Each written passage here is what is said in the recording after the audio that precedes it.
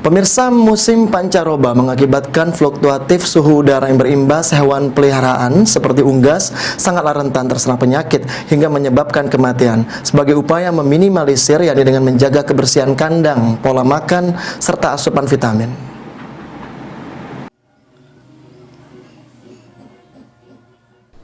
Pancaroba merupakan pergantian musim dari musim hujan ke musim panas maupun sebaliknya.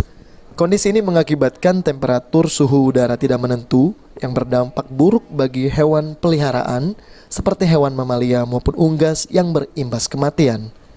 Adapun penyakit yang sering menyerang pada unggas saat kondisi seperti ini yakni chronic respiratory disease atau SNOD, coryza, colibacillosis, Newcastle disease, dan avian influenza. Sebagai upaya meminimalisir kondisi seperti ini, yakni dengan menjaga imunitas hewan peliharaan, memberikan pakan yang bergizi, asupan vitamin yang cukup, vaksinasi, serta menjaga kebersihan kandang. Ya, pancaroba ini kan adalah pergantian musim sebenarnya. Kita ini kan ada dua musim, kemarau dengan musim hujan, ya kan? Jadi pergantian musim antara dari musim kemarau ke hujan atau sebaliknya, dari musim hujan ke kemarau. Ini terjadi pergantian musim ini menyebabkan perbedaan suhu yang mencolok ya. Seperti siang itu terlalu panas ya kan.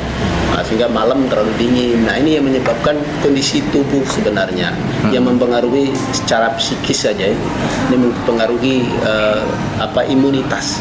Nah, turunnya imunitas inilah yang menyebabkan banyaknya penyakit yang bisa menular, yang bisa terkena ya.